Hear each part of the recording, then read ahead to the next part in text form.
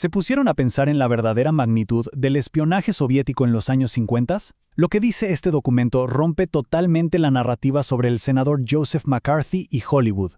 Bienvenidos a Strategic Labs. Suscríbanse y den me gusta para más análisis estratégicos. Hoy vamos directo al grano, centrándonos únicamente en el capítulo 15 del texto, con un enfoque 100% analítico y punzante para desarmar las falacias lógicas y las omisiones históricas de la Guerra Fría.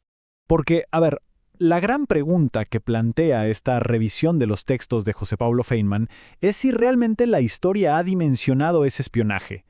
El material de hoy hace exactamente eso, deconstruye esa visión súper tradicional y, digamos, bastante unilateral que nos vienen contando desde hace décadas sobre el macartismo, buscando revelar esas capas de información que siempre se pierden cuando reducimos todo a buenos y malos. Pensemos en cómo nos definen siempre el macartismo. Si buscan en los libros, casi siempre te lo pintan puramente como una cacería de brujas, ¿no? Como si fuera solo un grupo de paranoicos de derecha persiguiendo fantasmas. Y claro, esa es la línea clásica de manual.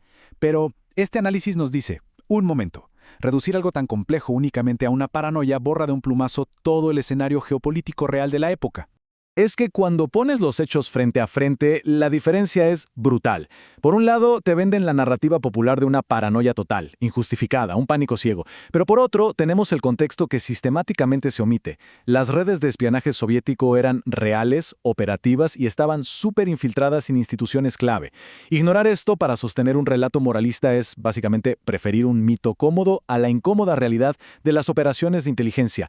Vamos a los datos duros, porque cuando metes fechas, el panorama cambia por completo. Ya en los años 40, la aceleración del espionaje atómico soviético no era ninguna teoría de conspiración, era una amenaza a la seguridad nacional gravísima. Luego, ¡pum!, 1950, explota el caso de Klaus Fuchs, que dejó a todos helados. Y ni hablar del juicio por traición a los Rosenberg en el 53. O sea, el miedo a la infiltración tenía bases empíricas totalmente comprobables. Y eso nos lleva a nuestro segundo punto disruptivo, cómo el texto hace pedazos las analogías históricas exageradas. Miren, comparar épocas distintas puede ser una herramienta retórica fuerte, pero cuando fuerzas las comparaciones pasando por alto diferencias estructurales y políticas enormes, bueno, el análisis pierde toda objetividad. Las comparaciones extremas terminan oscureciendo la verdad en lugar de aclararla.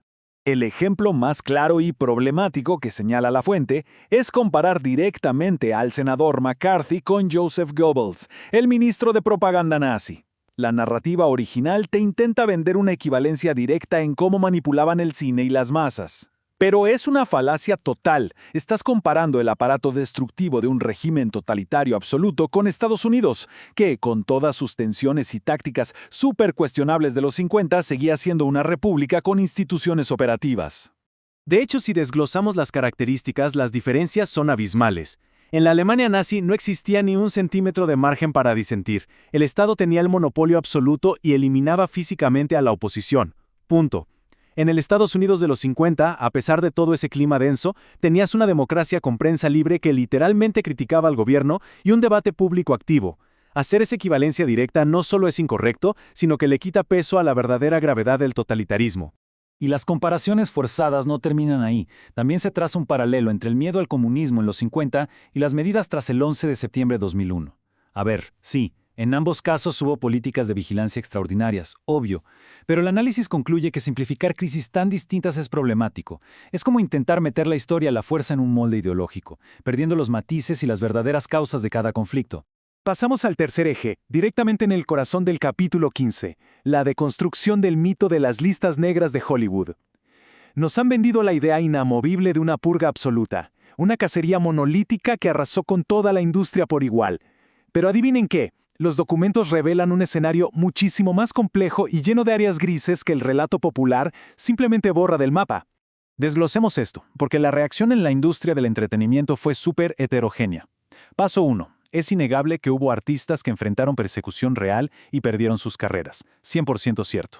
Pero paso 2. Hubo otros que decidieron colaborar activamente con los comités.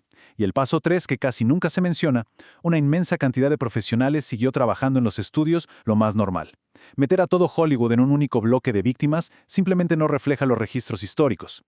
Este nivel de complejidad explota cuando hablamos del director Elia Kazan. La narrativa original lo aniquila, juzgándolo exclusivamente por haber colaborado con el comité.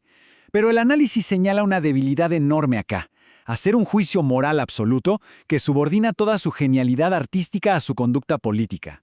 Al enfocarse solo en juzgarlo éticamente, se pierde la oportunidad de estudiar los verdaderos dilemas humanos y las presiones brutales que esta gente sufría en ese clima opresivo. Y ojo, que esta visión tan extremista a menudo se traslada de las personas a las películas de esos años, especialmente la ciencia ficción. Es súper común escuchar que estas pelis eran pura propaganda ideológica a favor del macartismo, pero el texto nos advierte que adoptar esa postura tan cuadrada significa tirar por la borda décadas de debate cinematográfico, donde se demostró que estas obras tenían capas culturales y sociales súper sofisticadas.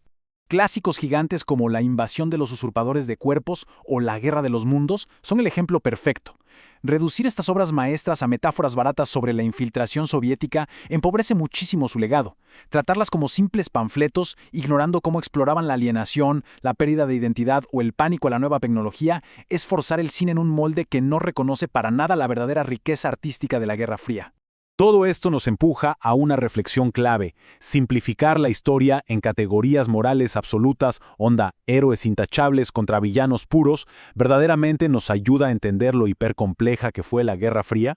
El análisis dice firmemente que no. Cambiar la investigación rigurosa por juicios de valor prefabricados solo aleja el debate de la realidad minuciosamente documentada de lo que de verdad pasó en esos años.